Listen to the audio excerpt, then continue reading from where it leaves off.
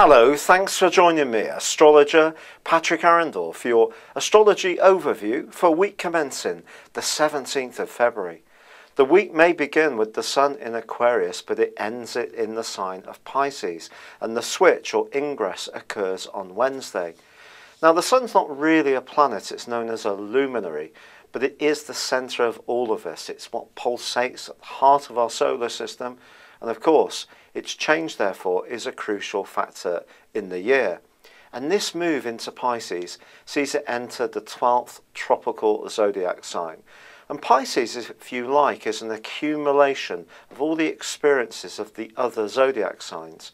So whereas Aquarius is about truthfulness, about higher mission for higher ideals, well, Pisces is more about reflection, looking back on what all those lessons have meant.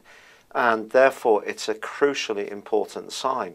Not least that in the second half of this week it's going to be combining with one of its two rulers in Neptune, and that can see a very dreamy, idealistic but also creative vibe come into all of our situations as this week draws to a close. So if you are interested in film or art or in any way painting, anything to do with flair and creativity are very much to the fore. However, before then, the Sun is just for 2 days in Aquarius, but all through this week, Mercury, the planet of communication, continues in the water carrier, but is, of course, tracking backwards in its retrograde. Now, retrogrades have quite a bad reputation of causing lots of problems, mix-ups, misunderstandings and delays. We all know that. But what I feel gets out there much less is that Mercury retrograde can be a time to reform and to mend and repair and make sure that things work more smoothly. And this week, running on from last week and through to Wednesday, Mercury is combining with Mars, which is in Libra. And this combination can see us being very much driven, loads of physical energy, but at the same time being able to organise things in quite an intellectual way because of the air rulership that's going to be prevalent in the first half of this week. Now, there continues to be that tense standoff between Jupiter and Pluto. It's not all bad. It can be, if it's used properly, a sign of a breakthrough. But more negatively, it can see people want too much too quickly, and the Plutonian influence can see ruthlessness try to chase down goals before we've achieved them at the right pace and speed.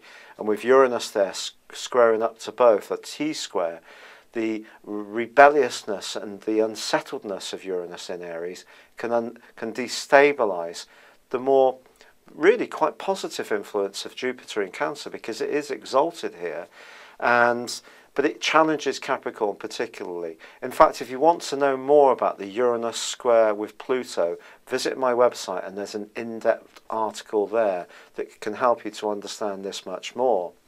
And then towards the end of this week, the Sun will still be combining with Neptune, creating those dreams, but also potentially illusions, and we all have to be conscious of that.